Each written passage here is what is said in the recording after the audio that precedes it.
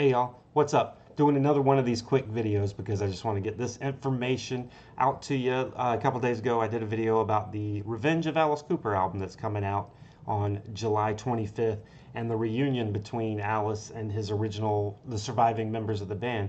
Well, apparently I think that was, must have been some leaked information or something like that because it wasn't officially announced until today when Alice posted on the Facebook page, and then Dennis Dunaway shared it as well. So it looks like Mitch LaFon is still the good stuff. The good stuff. He was the first person that I saw post it. So thank you, Mitch LaFon, for that because you got a lot of fans happy just by seeing that.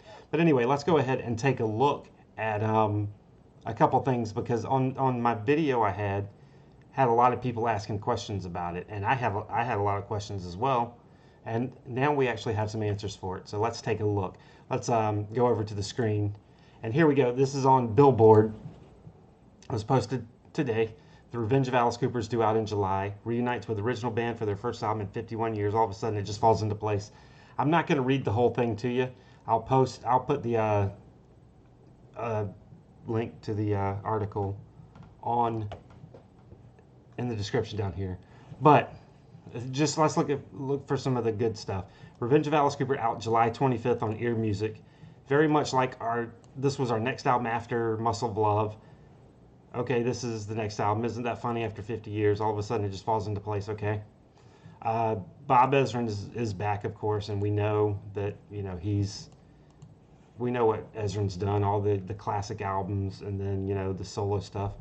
But here's the good stuff here. The 14-track album reunites Cooper with guitarist Michael Bruce, Dennis Dunaway, and drummer Neil Smith. Guitarist Glenn Buxton passed away in '97 at the age of 49. The album is dedicated to our brother Glenn Buxton, and he's represented on 2 songs. What Happened to You is built from the riff on an old demo tape Dunaway and Buxton made together, and the limited edition box set bonus track Return of the Spiders 2025 is an upgraded remix of a track from the group's second album, 1970s Easy Action. So it's a remix? That's odd. That's just odd. But I'm glad to see anything from Easy Action and Pretties for You getting represented in this day and age, considering when was the last time they played any of those songs? Before Love It to Death came out, maybe?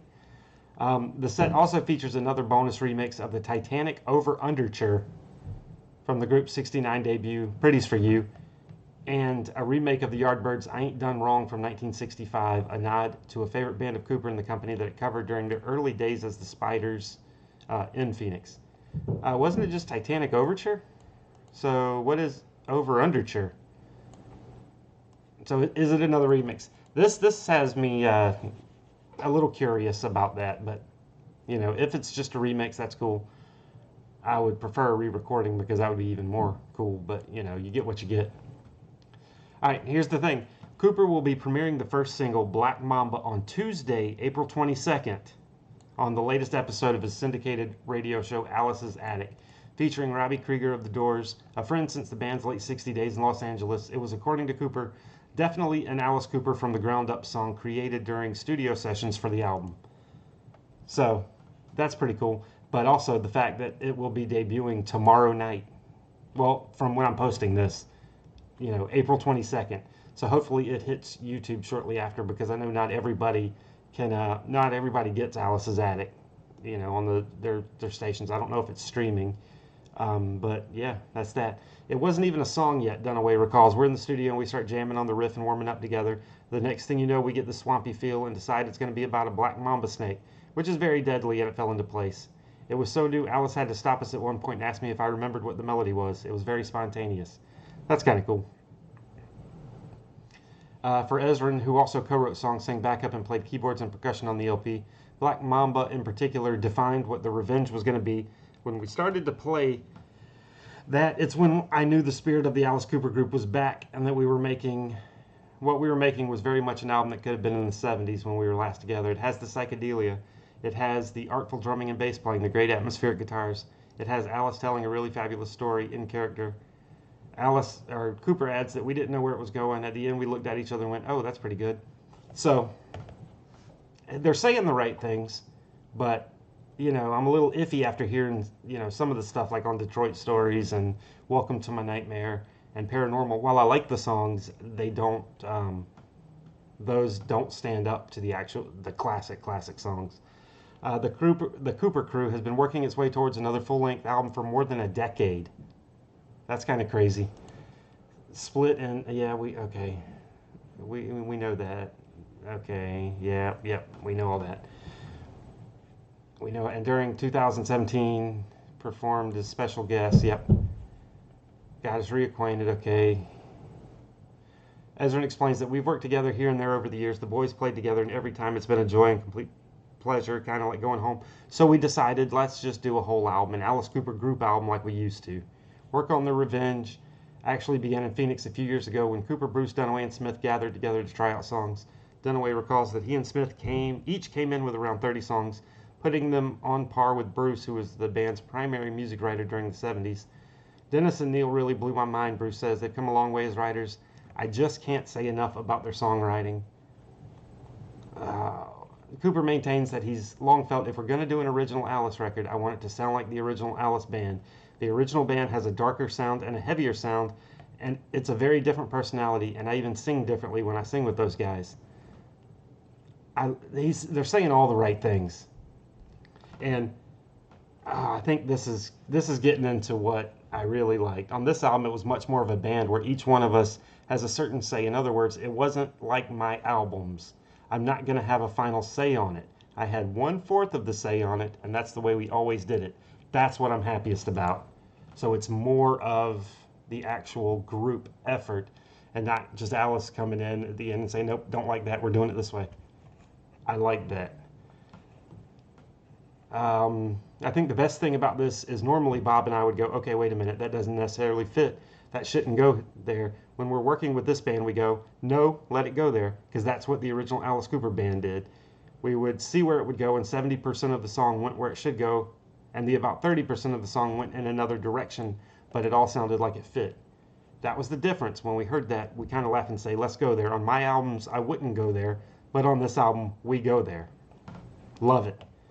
Oh, filling Buxton's role on The Revenge is, oh man, I don't know how to say this guy's name. Gacy Hughes, a Nashville player who was recommended to Ezrin by Mike Grimes. Neil and Dennis were slightly skeptical. Nobody wants to replace Glenn, and they hold jealousy onto his memory and their love for him. But very early on, Hughes started playing some really cool stuff, and the guys were looking around going, that's kind of great. So we have the Alice Cooper group, not with Glenn Buxton, but with somebody who honors Glenn Buxton. A number of other players, primarily Connecticut guitarist and instrument merchant Rick Tedesco, also appear on The Revenge. Tracking began August of 2022 in Nashville. Okay. As word about The Revenge filters out, Dunaway says the band is ready to explode with excitement because we've kept it secret for so long. There's no word yet, however, on whether the four will regroup to play live to support it. Cooper already has a full slate of touring ahead this year, including a May and August dates in the U.S., summer shows in Europe, and a co-headlining run with Judas Priest during September and October. So that answers that question. That's going to be with the current band. And let's take a second. I know we're all excited about the original group getting together. Let's take a second to just say how awesome the current lineup of this band is. Apart from the original group, this might be my favorite lineup Alice has ever had, just because they can play any era, and they're just all super awesome, nice people. So yeah, that's that. We haven't gotten to that point yet, Cooper says, about putting the quartet back on stage. I don't really see it being a full-out tour. It would be very, very hard. I think if you haven't done it in a long time, but I could see it being a feature, like going into certain cities, Detroit, New York, LA, London maybe, and doing a half hour or 40 minutes in a club or something. We always leave those things open, and if it looks feasible, then we do it. His bandmates are game. If Cooper asks, I'll be there, says Bruce, who continues to write and plays in a local band in Arizona. I'm an Alice Cooper trooper. Dunaway, whose various musical endeavors include Blue Coop with former members of Blue Oyster Cult, adds that it has always depended on Alice. If Alice gives us a call, we're there, we're ready.